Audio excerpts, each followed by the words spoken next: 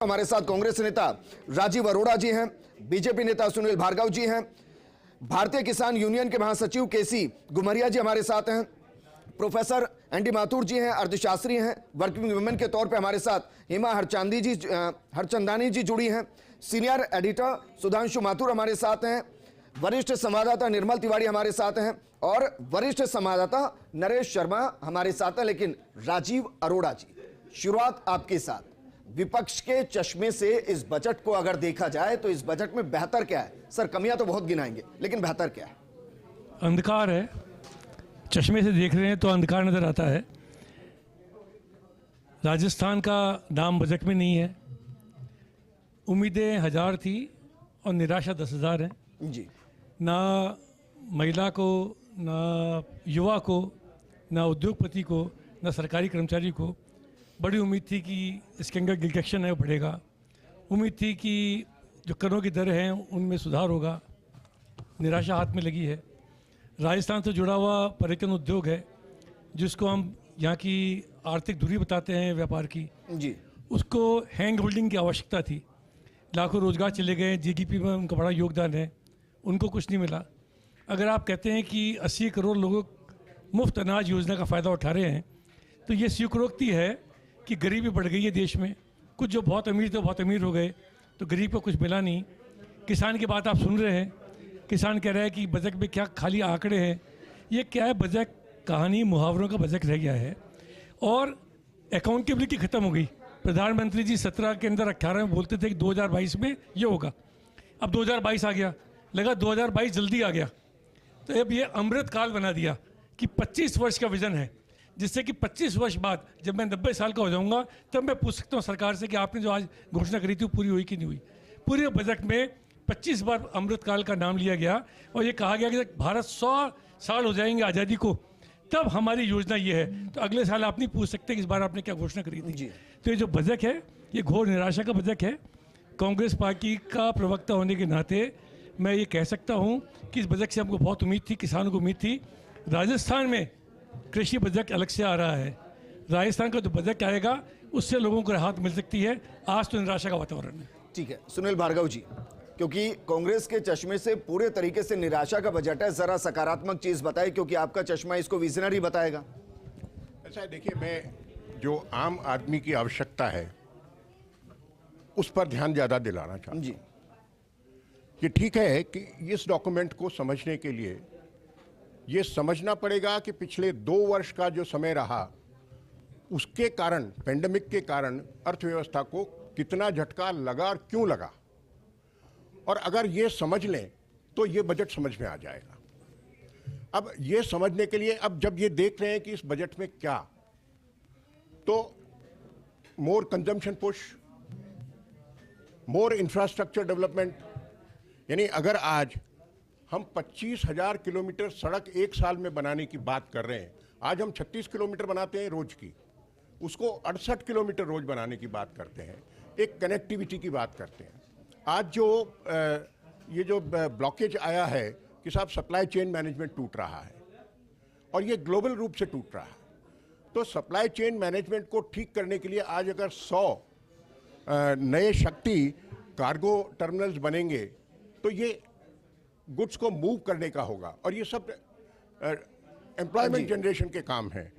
इसी तरह से और फास्टर मूवमेंट के लिए 400 नई ट्रेन्स आ रही हैं, कार्गो ट्रेन्स आ रही हैं। आज हम 80 लाख जो है मकान बना रहे हैं, 60 लाख मेड इन इंडिया के कारण जो जॉब क्रिएशन होंगे। फिर हम डिजिटलाइजेशन की ओर बढ़ रहे हैं। ये डिजिटलाइजेशन की ओर बढ़ने का मतलब ये है कि हम आने वाले जो समय है उसके लिए भारत को तैयार कर रहे हैं। अब अगर बिल्कुल वैसे ही सर जैसे 2016 में तैयार किया था किसानों को कि 2022 में आय दोगुनी कर देंगे। देखिए 2022 में सभी के सिर पर छत होगी, उसको भी आगे बढ़ा दिया गया। 2016 से 2022 के बीच में क्या घटा? आज हम ये तो कह नहीं सकते कि 20 लाख करोड़ की जो कृषि उत्पाद हैं उनको सबको भारत सरकार खरीद ले, ये कोई भी अपेक्षा भी नहीं करता जी। आज उसको एमएसपी को बढ़ा के 2,37,000 करोड़ किया है। 1,80,000 करोड़ से 2,37,000 करोड़। एक मिनट, हाँ आ रहे हैं उसको समझिए। आज कृषि के लिए एक तरफ तो हम एमएसपी की बात करते हैं या उनको उचित मूल्य मिले इसकी बात करते हैं जी। दूसरी ओर उनका उत्पाद का मूल्य कैसे घटे और उसके लिए क्या किया जाए, तो ऑर्गेनिक खेती आ रही है, उस पर जोर दें।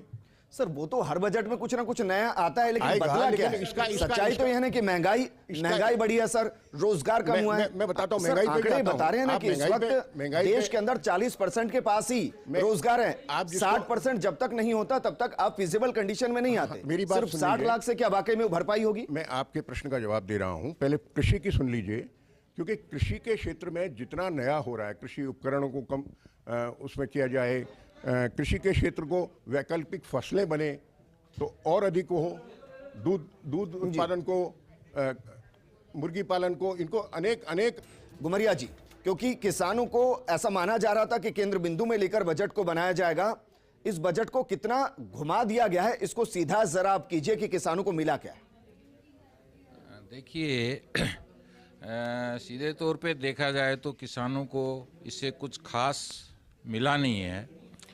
सिर्फ ये ऑर्गेनिक खेती की जो बात कही है कि गंगा किनारे 5 किलोमीटर तक ऑर्गेनिक खेती की जाएगी, अब वो कब की जाएगी, कैसे की जाएगी और गंगा की सफाई योजना की तरह यादें अधूरी रहेगी, वो आगे की बात है। जी।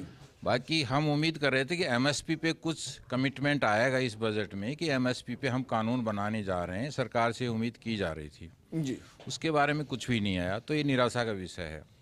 अब ये कह रहे हैं कि डायरेक्ट जो है एमएसपी किसानों के खाते में जाएगी 2,17,000 करोड़, वो ठीक है, लेकिन उसमें एमएसपी पूरी तो नहीं हो जाती ना। 6% फसल एमएसपी पे खरीदी जाती है, और अभी भार्गव जी कह रहे थे कि 20 लाख करोड़ की तो सरकार नहीं खरीद सकती। मैं इस बारे में ये कहना चाहता हूँ कि यदि एमएसपी पे कानून बन जाता है तो सरकार को पूरा नहीं खरीदना पड़ेगा, उसी रेट पे व्यापारी खरीदेंगे, क्योंकि उनके लिए मजबूरी होगी। अभी वो ज़्यादा प्रॉफिट कमाते हैं, उनका थोड़ा प्रॉफिट कम होगा और किसान की जेब में ज़्यादा जाएगा। इसलिए एमएसपी पर खरीद को बेशक सरकार कम कर देती, लेकिन एमएसपी के कानून को लेकर आ जाती। नहीं, कम कर देती नहीं, एमएसपी पे वैसे भी 2,17,000 करोड़ कौन सा ज़्यादा अमाउंट है? 2,37,000 करोड़ सर। 2,37,000 करोड़ है, वो इतना बड़ा अमाउंट नहीं है, क्योंकि सिर्फ 6% ही जो पैदावार होती है उसका आज तक एमएसपी होता खरीद जी। तो कितना बड़ा 94% तो ऐसे ही रह जाता है, तो फायदा कितने परसेंट को लगा? उसमें भी जैसे अभी डिबेट में मैं देख रहा था कि 11,000 ऐसे लोग आइडेंटिफाई हुए हैं जो व्यापारी हैं, लेकिन वो किसान के नाम से मंडी में जाके बेच रहे हैं जी। तो वो धोखाधड़ी हो रही है, असली किसान को तो फायदा ही नहीं मिल रहा है। तो किसान के लिए अब किसानों की लोन माफी की बात, 10 में से कितने नंबर देंगे सर किसान के नजरिए से इस बजट को? मैं तो कोई नंबर नहीं दूंगा, अब माइनस में लेके जा रहे हैं। किसान के हिसाब से तो जीरो बजट है। जीरो बजट है, बिल्कुल। ठीक है, वापस मैं आपके पास आऊंगा, लेकिन एनडी माथुर जी, बतौर अर्थशास्त्री, क्या वाकई में आपको लगता है कि सरकार के पास इतने ऑप्शन थे, इतने विकल्प थे कि वो बहुत ज्यादा रिलैक्सेशन दे सकती थी, या जितना वो दे सकती थी उतना दिया है?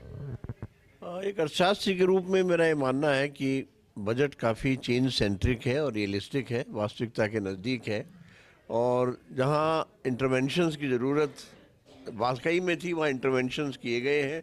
सब जगह तो एक साथ नहीं पहुँचा जा सकता, इतने रिसोर्सेज भी नहीं होते हैं, लेकिन फिस्कल डेफिसिट 6.9 या 6.4% जीडीपी का होते हुए भी कैपेक्स को बढ़ाना, कैपिटल एक्सपेंडिचर को बढ़ाना, जिससे इसको कवर किया जा सके फिस्कल डेफिसिट को, और स्पेशली जो प्रायोरिटी एरियाज़ हैं, जिस तरह ध्यान दिया गया है, डिजिटल रुपये की बात की गई है, क्रिप्टो करेंसी को एक्सेप्ट किया गया है, तो नए भारत की तरफ हम आगे बढ़ रहे हैं और वास्तविकता की तरफ आगे बढ़ रहे हैं। जहाँ तक सवाल है इंफ्रास्ट्रक्चर सेक्टर का, इसमें हम तेज़ी से आगे बढ़ रहे हैं, क्योंकि इसमें पीएम आवास योजना के लिए फंड बढ़े हैं, या गति शक्ति में काफ़ी फोकस है। तो जो इम्पोर्टेंट एरियाज़ हैं उन पर काफ़ी अच्छा फोकस है। सब जगह एक साथ नहीं पहुंचा जा सकता, और स्पेशली कैपिटल एक्सपेंडिचर का बढ़ना इस बात को इंडिकेट करता है, और स्पेशली स्टेट्स में भी कैपिटल इन्वेस्टमेंट के लिए रुपया बढ़ाया गया है, तो इस बात को इंडिकेट करता है कि हमारी जो प्रायोरिटीज़ हैं वो अच्छी हैं, और ख़ास तौर से consistency of policies, government policy की जो कंसिस्टेंसी है, एलोकेशंस को जो जिस कंसिस्टेंसी से बढ़ाया गया है, मैं समझता हूं कि बजट जो है वो चेंज सेंट्रिक है और बदलाव लाएगा। लेकिन क्या इससे बदलाव के तौर पे, क्योंकि आम आदमी तो ये जानना चाह रहा है कि महंगाई कम होगी या नहीं होगी, पेट्रोल डीजल के दाम कम होंगे या नहीं होंगे, उसको रोजगार मिलेगा या नहीं मिलेगा, 2 पैसे जेब में बचेंगे या नहीं बचेंगे, क्या इस बजट से सब कुछ होगा? देखिए, बजट से अपेक्षाएं हर आदमी को होती है, मिडिल क्लास को भी अपेक्षाएं होती है, डायरेक्ट टैक्स के रेफरेंस में भी अपेक्षाएं होती हैं, लेकिन सारी अपेक्षाएं तो पूरी नहीं की जा सकती। लेकिन आप कितने कंसिस्टेंट हैं, कितने ट्रांसपेरेंट हैं, आपके एलोकेशंस कितने सच्चे हैं, सही हैं, और वादे और इरादों में कितना फर्क है, इसी आपको लगता कसौटी है पर बजट पदों को रियलिस्टिक देखना। I think budget is change centric and realistic. ठीक है हेमा जी, बतौर वर्किंग वीमेन आपको क्या लग रहा है कि इस बजट से कहां आपको राहत मिली है और कौन कौन सी वो उम्मीदें थी जो पूरे तरीके से धराशायी हो गई, टूट गई, अगले साल का इंतजार करना पड़ेगा?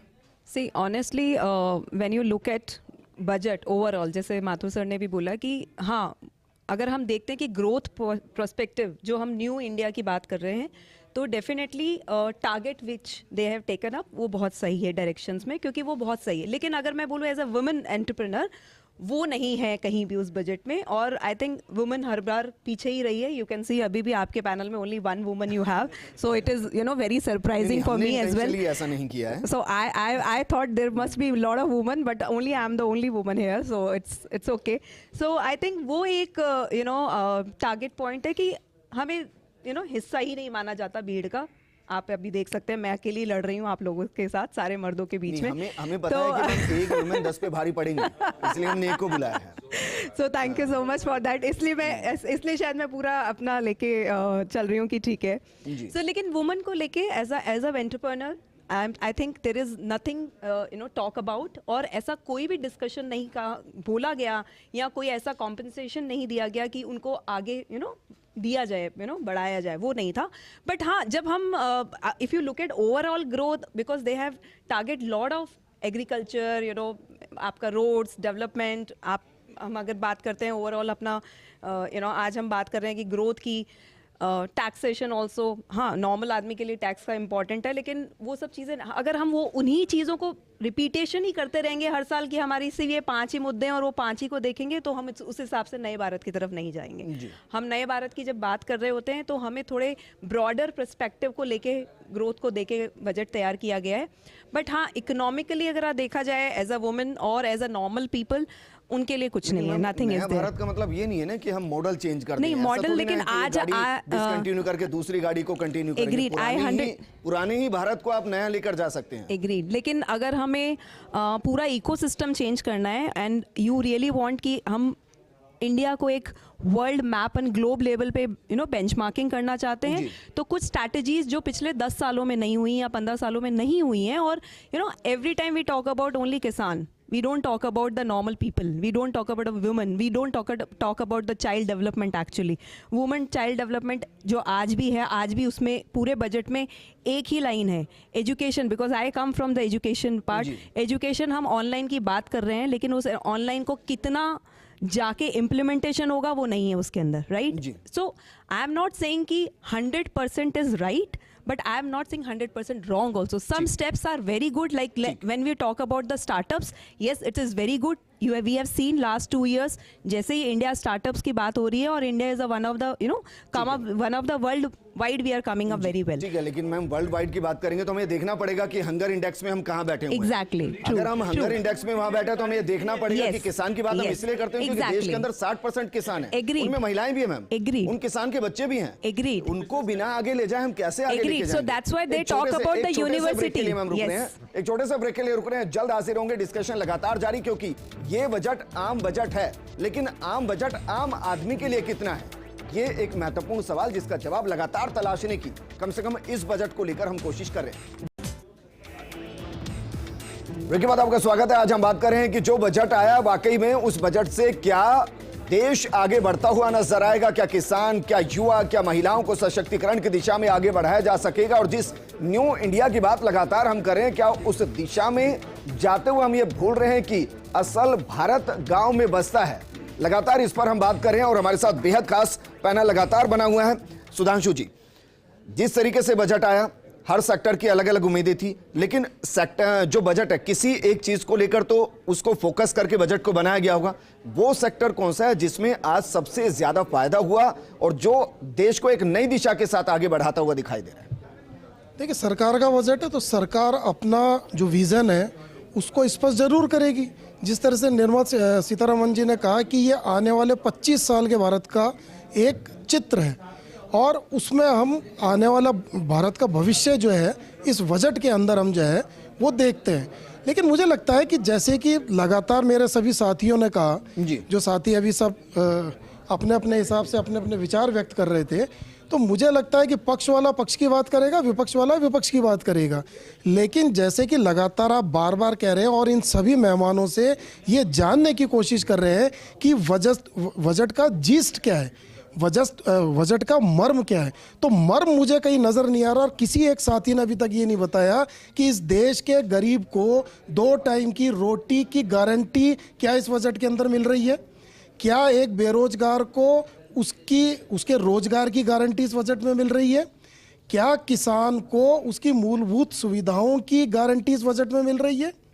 क्या एक महिला जिसका बजट लगातार गड़बड़ा रहा है, जो घर में अपने पति और अपने बच्चों के ताने झेल रही है, क्या उसको इस बजट के अंदर कहीं राहत मिल रही है? देखिए, अर्थशास्त्र की बात करेंगे, बीजेपी का जो है वो उस बजट को अच्छा बताएंगे, कांग्रेस वाला उसको बुरा बताएंगे। लेकिन चूंकि हम मीडिया हैं, हम आम आदमी की आवाज़ है, प्रिंट हो इलेक्ट्रॉनिक मीडिया, वो आम आदमी की आवाज़ है। हम आम आदमी की आवाज़ के तौर पे आज इन सब से ही पूछना चाहते हैं, हम ये जानना चाहते हैं कि भूखे की रोटी की इस बजट के अंदर क्या गारंटी है।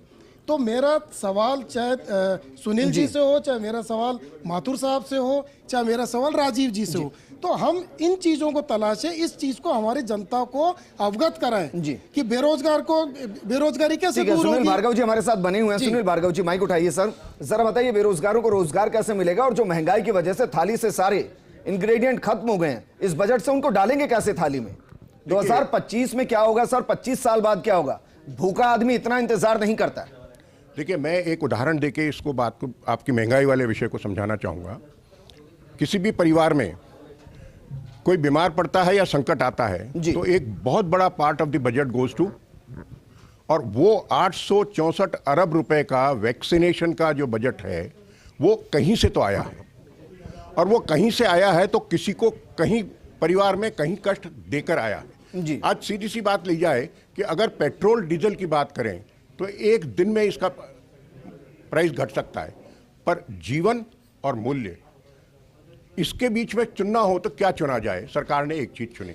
लेकिन जब ये सुनील जी, मेरा एक सवाल बीच में है कि क्या तेल जो है वो देश की अर्थव्यवस्था का अंग नहीं है? क्या तेल जो है, चाहे वो खाद्य हो, चाहे आपका, आपसे सीधा प्रश्न कर रहा हूं जी, पेंडेमिक देश की अर्थव्यवस्था का अंग है क्या? वो पूरी दुनिया की उसका वो था, पूरी दुनिया को है। तो पूरी दुनिया के इन्फ्लेशन के फिगर आपको दूं जी। ब्राजील का 10% जी, यूएसए का 7% जी, है ना, हमारा 4.4% जी। तो आप ये मत कहिए, हर देश भुगत रहा है। और आज जो मैं पेट्रोल की बात कर रहा हूं, हमने कहा इसको जीएसटी में ले आइए, लेकिन विपक्षी पार्टियों की जितनी राज्य सरकारें हैं वो सर, आपकी सरकार है, आपके पास मैंडेट, आप कैसे विपक्ष में बात करेंगे सर? रोकना चाहूंगा सर, पैंडेमिक जो है वो तो 3 साल से, महामारी 3 साल से, उससे पहले क्या है सर बताइए? पूर्वोत्तर एवं पहाड़ी क्षेत्रों के विकास को समर्पित बजट है।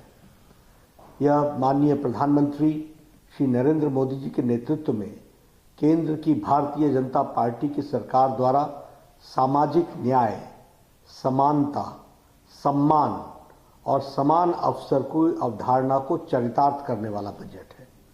यह ईज ऑफ लिविंग को बढ़ाने पर जोर देने वाला बजट है। बजट का आकार बढ़ाकर 39.45 लाख करोड़ करना कोरोना काल में भी भारत की बढ़ती अर्थव्यवस्था को बहुत अच्छे तरीके से दर्शाता है।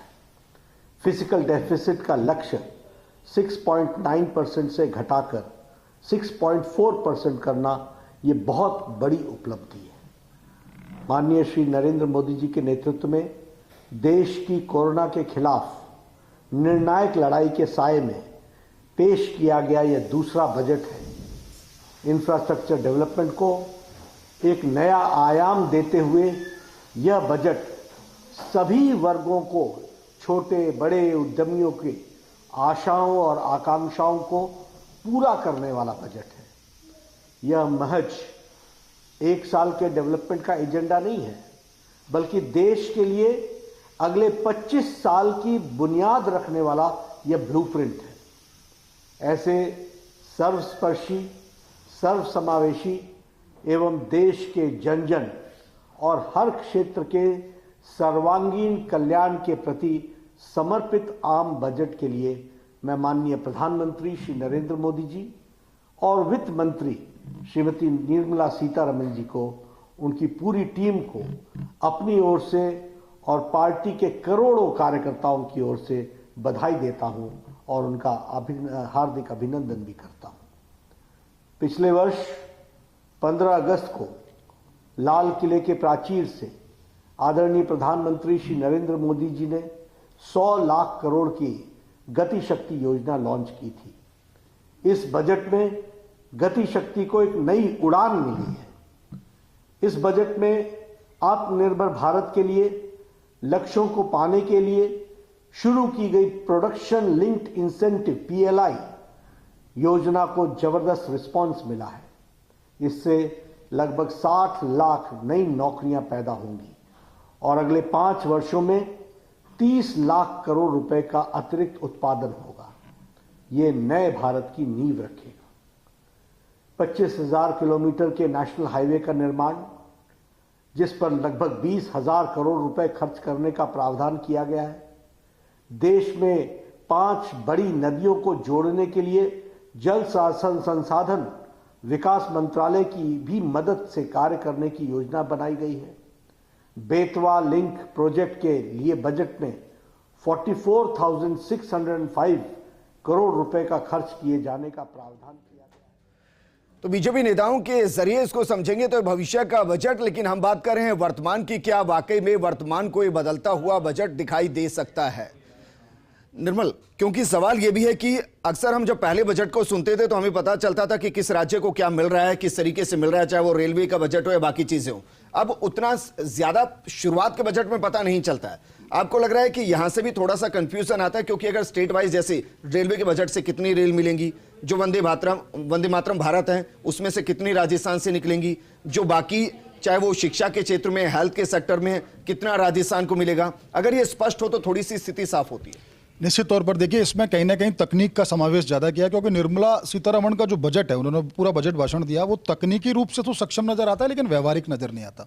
और देखिए, जब व्यवहारिक नजर नहीं आता तो जिस देश में हम रहते हैं, हिंदुस्तान की हम बात करें, 130 करोड़ की आबादी वाला देश, उसको ये समझाने की जरूरत थी, खासकर पैंडेमिक की दौर में जब बदहवास हालत में एक मध्यम वर्ग गुजर रहा है, गरीब वर्ग गुजर रहा है। देखिए, इसमें एक दिनकर का एक लाइन मैं सुनाने की आपको बताता हूँ, उसके बाद उसको बात को आगे। उन्होंने कहा कि श्वानों को मिलते दूध वस्त्र भूखे बच्चे अकुलाते हैं, माँ की छाती से चिपक ठिठुर जाड़े की रात बिताते हैं।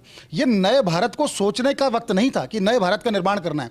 25 साल बाद इस देश में क्या होगा, उसकी हम कैसी उसको स्थिति में ले जाएंगे, लोगों को डिजिटाइजेशन की तरफ बढ़ाएंगे। ये वक्त था पैंडेमिक के दौर में, जो 2 साल पहले तक उस गरीब के तन पे जो कपड़ा था ना, वो भी चिथड़ों में बदल गया। माँ की छाती से चिपक के ठिठुरने की स्थिति है उसकी, रात को जाड़े की रात बिता रहा है विजेंद्र। तो ये नए भारत की सोच की जरूरत नहीं है, ये उस भारत को राहत देने की जरूरत थी जो पैंडेमिक से जूझा है, जिसने अपने रोजगार खो दिए, करोड़ों लोगों के, लाखों लोग सड़क पे आ गए, 2 जून की रोटी को तरस रहे थे। तो जरूरत इस बात की थी कि बजट को व्यवहारिक बनाया जाता। और जब जनवरी में, आप साल के शुरुआत में जब तीसरी वेव आती है, उसके साथ ही 1,40,000 करोड़ से ज्यादा का GST कलेक्शन, रिकॉर्ड कलेक्शन है।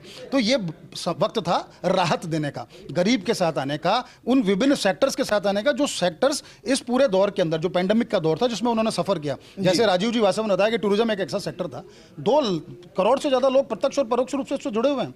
आपने उनके लिए कुछ नहीं सोचा। एक छोटा सा लोक कलाकार जो अपनी कला का प्रदर्शन करके अपने पेट पालता था, उसकी कला के अब प्रदर्शन देखने वाले ही नहीं, उनके उसके कदरदान ही नहीं बचे हैं। एक छोटा हॉकर, वेंडर, हस्तशिल्प वाला, छोटे छोटे पंखे छाते बनाने वाला, एक कठपुतली बनाने वाला कहां जाएगा? तो सोचने का वक्त यह था कि नए भारत का निर्माण तो आप साल 2 साल बाद भी कर लेते, उसके बारे में सोच लेते। ये धरातल पे योजनाओं लाने का वक्त था, गरीब को राहत देने का वक्त था, रसोई को ठीक करने का वक्त था, फ्यूल की रेट्स को आपको कम करने का। आप 14% बढ़ा देते हो। आपने तेल के ऊपर पिछले 2 साल के अंदर 14% अगर हम केंद्रीय उत्पाद शुल्क बढ़ा देते हैं, तो उसको घटाने का समय था कि आप जनता को राहत दीजिए। और देखिए, अभी भी व्यवहारिक नहीं है। जिस अनुपात में, मैंने आपको पहले भी बताया कि जिस अनुपात में कच्चे तेल के दाम बढ़ते हैं अंतर्राष्ट्रीय बाजार में, उस अनुपात में हमारे यहाँ बहुत तेजी से दाम तो बढ़ते हैं, लेकिन उस अनुपात में घटते नहीं है। तो राहत की जरूरत है। 5 राज्यों में चुनाव है, इस वजह से रिफ्लेक्शन दिखाई नहीं दे रहा है। निश्चित तौर पर ठीक है, लेकिन राजीव जी, क्योंकि जो रिएक्शन है उस पर, क्योंकि अब लगभग 10 दिन के बाद, 8 से 10 दिन के बाद राजस्थान का बजट भी आना है, तो इस बजट से जो निराशा आम आदमी को लगी है, कम से कम कांग्रेस की नजर में ही समझ लें, तो क्या एक अपॉर्चुनिटी कांग्रेस के लिए है कि राजस्थान में उस बजट के जरिए कुछ बेहतर मिले, चाहे वो पर्यटन उद्योग को हो, जेम्स एंड ज्वेलरी उद्योग को हो या बाकी सेक्टर्स को? आपको लग रहा है कि अब कांग्रेस के लिए एक अपॉर्चुनिटी केंद्र को बताने के लिए कि देखिए आम आदमी का बजट इस तरीके से बनता है? नहीं, हम अपॉर्चुनिटी पे नहीं जाते। हमारे मुख्यमंत्री संवेदनशील हैं, वो आम जनता के बारे में सोचते हैं और उसका लाभ, उसका प्रतिरूप आपको बजट में देखने को मिलेगा। मैं एक बात और यहाँ पे बोलना चाहता हूँ। अभी आपकी एक हेडलाइन पढ़ रहा था मैं कि हीरे के गहने सस्ते होंगे। हीरो पे जो ड्यूटी कम करी है वो कट एंड पॉलिश हीरे पे करी है जी। यहाँ सारे लोग जानते हैं कि पूरे विश्व का 90% हीरा हिंदुस्तान से एक्सपोर्ट होता है। हम वहाँ से रफ स्टोन इंपोर्ट करते हैं और वैल्यू एडिशन करके एक्सपोर्ट करते हैं। तो अगर ड्यूटी कम करनी थी तो रफ स्टोन पे ड्यूटी कम करनी चाहिए थी, ना कि पॉलिश हीरे के ऊपर। पॉलिश हीरा तो उसके आंकड़े भी दे देते कि पूरे साल में कितने करोड़ रुपए के पॉलिश हीरे यहाँ पे इंपोर्ट हुए। होते ही नहीं है, हीरे तो एक्सपोर्ट होते हैं। पूरा नवसारी, सूरत, गुजरात, राजस्थान में जयपुर से जो एक्सपोर्ट होता है वो हीरो का एक्सपोर्ट होता है, ना कि इंपोर्ट। हमारी मांग थी कि जो रफ स्टोन आता है उसके ऊपर ड्यूटी खत्म कर दी जाए, जिससे कि यहाँ पे लोगों को रोजगार मिलेगा, वैल्यूएशन होगा। तो ये जो बजट है जी, ये लोगों को धोखा देने वाला बजट है, ये आंखों में धूल झोंकने वाला बजट है। जैसे मैंने पहले कहा था, इससे अगर 1000 लोगों को कहीं से कोई उम्मीद नजर आई होगी तो 10,000 लोगों को निराशा लगी है। जी, लेकिन कस्टम ड्यूटी को 5% किया गया है सर, कम कर दिया, ये तो मैं कह रहा हूँ। तो उस पर जरूरत नहीं थी ना, क्योंकि तो पॉलिश तो आता ही नहीं है, या तो ड्यूटी खत्म कर देते। आपने जिस चीज़ पे ड्यूटी खत्म कम बता रहे हैं वो हम इम्पोर्ट ही नहीं करते, हम एक्सपोर्ट करते हैं। ठीक, हिंदुस्तान हीरा व्यापारिक देश है, निर्यात करने वाला देश है, ना कि इंपोर्ट करने वाला। हम इंपोर्ट करते हैं रफ के ऊपर जो ड्यूटी लगी हुई है वो खत्म करनी चाहिए थी। तब आप वास्तव में चाहते थे कि हम लाभ दे सके किसी को। ठीक है सर, वापस मैं आपके, लेकिन बात बजट की जा रही है। विजय गोयल जी, आपसे सर इस बजट को लेकर रिएक्शन चाहेंगे कि बजट से पहले उम्मीदें बहुत थी, हर सेक्टर की उम्मीदें थी, लेकिन क्या वाकई में आपको लग रहा है कि उन उम्मीदों के हिसाब से बजट रहा है? देखिए विजेंद्र जी, इस बजट में उम्मीद थी स्पेशली 2 पॉइंट को एड्रेस करने की जी। एक रोज़गार और एक महंगाई। और रोज़गार और महंगाई का सॉल्यूशन जो बाकी सबको समझ में आ रहा था वो कंजम्पशन के ऊपर आधारित था कि किसी न किसी तरह से आम आदमी के पास में, मिडिल क्लास के पास में किसी न किसी तरह से रुपया पहुँचे। यदि वो रुपया पहुँचेगा और यदि वो लोग परचेजिंग करेंगे तो परचेजिंग से कॉस्ट भी घटती है, रोज़गार भी मिलता है और टैक्स भी आता है। तो ये एक विशियस सर्किल है जिसमें कि हमारे को इस पैंडेमिक को देखते हुए ये ज़रूरी था कि वो रुपया ज़्यादा से ज़्यादा लोगों के पास पहुँचे। दूसरी बात मैं ये कहना चाहूँगा कि सरकार के पास में रिसोर्सेज बहुत कम थे, स्पेशली जो बार बार बातचीत होती है सेंट्रल एक्साइज की, जो उन्होंने पेट्रोल डीजल के ऊपर ले रखी है, उससे उनका बहुत अच्छा रेवेन्यू आता है।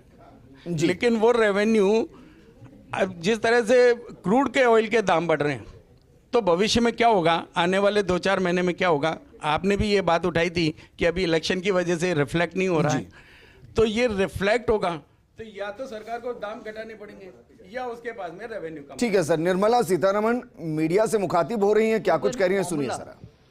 Was the emergency credit liquidity guarantee scheme. Since that had worked out well for the MSMEs, we thought that formulation is the best to be adopted. So to the existing 4.5 lakh crores of sovereign guarantee, we added 50,000 crore more sovereign guarantee and wanted the hospitality and contact intensive sectors to benefit out of it. So that is the scheme. As it is, many of them are still approaching their banks. Banks can, even without the ECGLS, help them out if they want. But if ECGLS has to be extended, yes, we have given provision of 50,000 crores for it. Well, I thought you commented about the 1st February 2021 budget as well, saying you were conservative. I think our assessments have proven right, and conservative is not being overtly and excessively optimistic. We are sure to achieve. चलिए आंकड़ों को समझते रहिए, लेकिन नरेश जी आप sir जी एक बात और जोड़ना चाहूँगा कि आपने ये कहा था कि क्या हम 1 साल का इंतजार करें। मैं ये कहना चाहता हूँ कि अब बजट 1 साल का रहा ही नहीं, बजट अब साल भर चलता है। एक्साइज घटाना, कस्टम घटाना और जीएसटी के रेट जो कि हर 2 महीने में काउंसिल की मीटिंग के साथ होते हैं, तो आप ये बिल्कुल मत समझिएगा कि ये बजट आ गया तो अब सब कुछ 1 साल बाद होगा। ये एवरीथिंग ये परपेचुअल सिस्टम हो गया है कि इसमें कोई पार्लियामेंट की जरूरत नहीं है, किसी चीज की जरूरत नहीं है, कभी भी ठीक है सर, हो सकता है कि थोड़ी उम्मीदें मिल जाए, लेकिन बजट में बहुत सी चीजें ऐसी है जो अगले साल भी नहीं होंगी, वो 25 सालों के लिए है सर, वो कब पूरी होंगी कोई नहीं जानता। लेकिन नरेश जी, क्योंकि इस बजट से उम्मीदें ये थी कि शायद किसानों के अंदर जो आक्रोश है, चाहे वो 3 कानून वापसी का हो, बाकी चीजों को लेकर हो, क्या इस बजट के जरिए उस गुस्से को शांत बीजेपी कर पाई या इसके बाद और ज्यादा वो गुस्सा बीजेपी के खिलाफ आएगा? देखिए विजेंद्र, कोशिश की गई है, चूँकि गंगा का नाम जोड़ा गया है और वो उस इलाके से बहती है जहाँ पे विधानसभा चुनाव होने हैं। एमएसपी की बात की गई है, लेकिन गारंटी की बात नहीं है। पैसे हैं सीधे खाते में जमा होंगे, यानी जैसे अभी निर्मल ने कहा कि टेक्नोलॉजी का बजट है, टेप पे बजट पढ़ा गया है जो आम जनता से दूर होता है। जनता को कागजों में लिखा हुआ और सीधा सपाट बजट चाहिए। जहाँ तक किसानों की बात है, कोशिश की गई है, क्योंकि जो मैंने पूरा बजट भाषण उनका देखा है तो सबसे ज़्यादा जो पॉइंट है वो किसानों को लेके तो है, लेकिन कहा यह गया है कि फोकस करेंगे सीधा सीधा कि किसानों को फ़ायदा क्या, लाभ क्या, ये सीधा नहीं है, फोकस करेंगे। तो कुल मिला के कहें कि, और दूसरा मैं दो बातें इसमें बताना चाहूँगा आपको कि एक तो जो बजट में प्रावधान किए गए हैं वो कुछ इस तरह से लगते हैं कि बंद पोटली है, उसमें समेटा हुआ है, लेकिन किसको क्या देना है वो तय करेंगे। 400 ट्रेनों की बात की, किसको क्या मिलेगा ये तय नहीं है।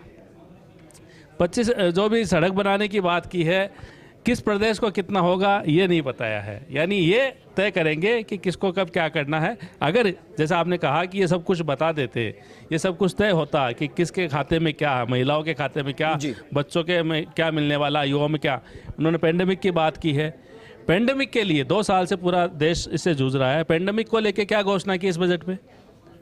82% लोग ऐसे हैं जो वर्क फ्रॉम होम किए हैं उन्होंने, सबसे बड़ा नुकसान हुआ है, घर लूट गए हैं।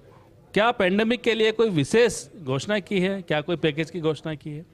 बात करें इंफ्रास्ट्रक्चर की, बात करें सुविधाओं की, एक समय था विजेंद्र जब रेलवे का बजट अलग से आता था, आज बजट 4 लाइनों में समेटा गया है, 4 सेंटेंस बोले गए सिर्फ रेलवे के लिए।